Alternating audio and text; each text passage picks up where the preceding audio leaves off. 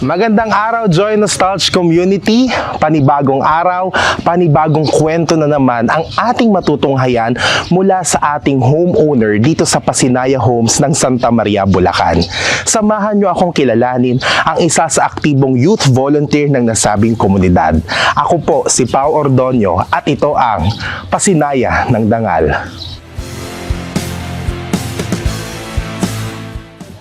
Tao po! Hello Kamusta ka, po. Shine? Naabala ba kita? May ginagawa ka ba? Nag-aasikaso lang po ang tinda namin. Nice. Sarap nga nung lugaw nyo. Mamaya order ako ha. Pero okay lang ba kwentuhan muna tayo? Sige po, pasok po tayo sa bahay. Ayan, sige. Salamat.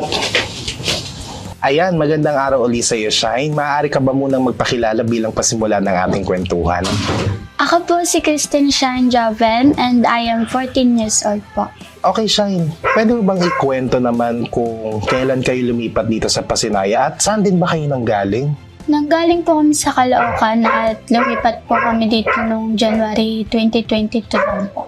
Okay, paano ninyo nalaman itong Pasinaya Homes? Nalaman po nito nila mama kasi po nagplan din po silang maghanap ng bahay na lilipatin namin kasi matagal-tagal na din po kami nandoon sa dati naming tinitirahan. I see. Bale, nasa 2 taon na kayo nandito ngayon, no? At sa 2 taon na iyon, ano yung masasabi mong pinagkaiba ng dati ninyong tinitirahan dito ngayon sa Pasinaya? Yung sa dati po kasi namin tinitirahan, masasabi ko po na mas bata po ako kasi dati. Kaya wala po ako masyadong nasasamahang grupo doon. Wala din pong mga organization kasi sa compound lang po kami nakatira. And yun po, parang natural na gawain lang po ng bata na naglalaro-laro sa labas. Pero nung lumipat po kami dito, doon na po ako nagkaroon ng mga samahan, ng mga organisasyon na nasalihan ko at mga nakaka-cooperate ko na mga grupo. Ayan, bilang nababanggit mo nga yung may mga nasasamahan ka ng grupo, ano pa yung mga ibang naging pagbabago sa buhay mo noong dito na kayo nakatira sa Pasinaya Homes Community? Mas nag-matured po ko kasi nung sumali po ako sa organization at mga samahan dito, mas natuto po ko na isa, tas mas lumawak po yung isip ko sa pagiging kabataan na matulungan din yung ibang bata na matupad yung mga pangarap nila, yung pag-iipon, mga ganun.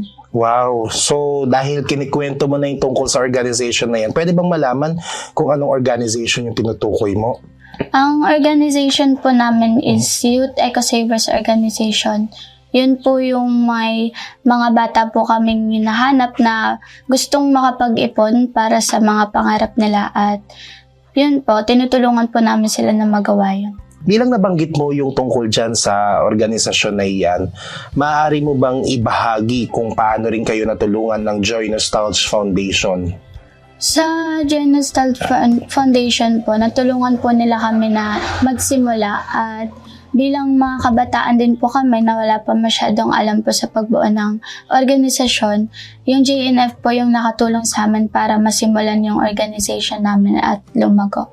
Kamusta naman yung proseso ng paggabay sa inyo ng JNF? Natuto po kami na mag-conduct ng meetings, ng trainings para sa mga kabataan. Tapos natuto din po kami na maghanap ng mga members, mag-recruit. At yun po, ang naging resulta po nun, mas dumami po yung members namin. Bilang kabahagi ng organisasyon na yan at isa sa mga leader nito, paano natulungan ng JNF i-enhance ang iyong personal skills? Sa personal skills ko naman po, natulungan po ako ng JNF na mas magkaroon pa ng kaalaman na mag-handle, lalo na tungkol sa pera yung organization po namin ng mga papel or mga lista na dapat kong ilista as secretary po ng organization namin. Doon po ako natulungan ng JNF. Bukod sa mga ibinahagi mo, ano pang ibang mga programa ng JNF ang nasalihan mo na? Naka-attend po ko sa yung basic family po. Naging memorable po siya sa akin kasi po, dun po ako din natuto kung paano ako dapat maging anak sa magulang ko. At lumawak din po yung kaalaman ko kung ano ba dapat yung magulang sa anak at kung ano dapat yung makakabuti para sa pamilya. Bilang 2 taon na kayo nandito naninirahan sa Pasinaya Homes Community, bilang anak, ano naman yung naging memorable o naging impact nito sa buhay mo?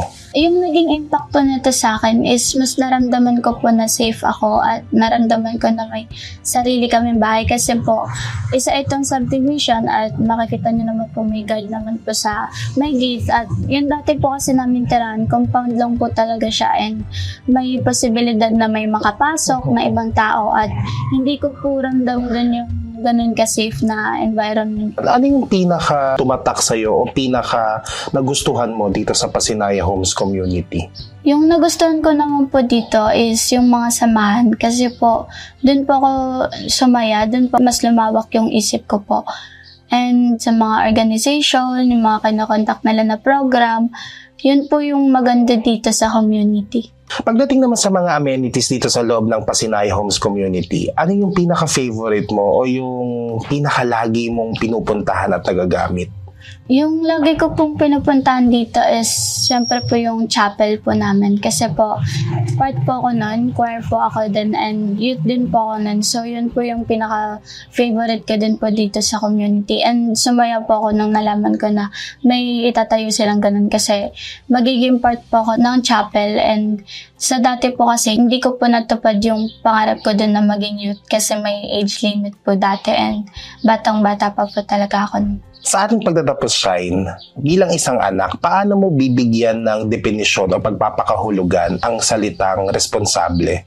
Para sa akin po yung pagiging responsable is pag-manage po ng time mo sa mga araw-araw mong gawain, lalo na ngayon na para sa akin po is nabibisi po ako, may simbahan, may school, may mga gawaing bahay po and yung matututunan ko po doon na makokonek ko sa pagiging responsable is yung pag-manage po ng time sa mga gawain mo para hindi ka po maguluhan or mahektik ng schedule. Pagdating naman sa inyong organisasyon na YESO, paano mo bibigyan kahulugan ang responsable?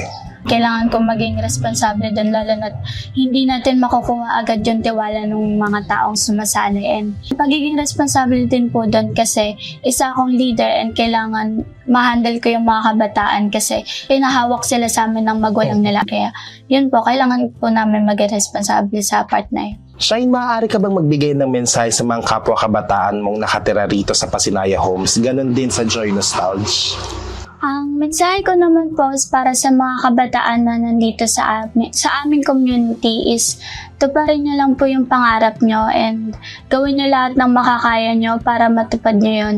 At huwag po kayong susuko kasi marami pang pag-asa, mahaba pa yung journey nyo para matupad nyo yun. Para sa akin, masaya din po na maging part ng simbahan kasi matututunan mo po na makapag-socialize at mas mapapalapit ka po kay God. And sa Joy Nostalgia naman po, ang message ko lang po is magte-thank you po ako sobra-sobra sa inyo dahil madami po ako natutunan bilang part din po ng organization namin.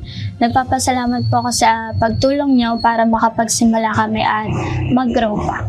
Wow. Thank you, Shine, ha. Ang dami kong napulot mula sa ating kwento nito. Sayang, marami pa sana akong gustong itanong.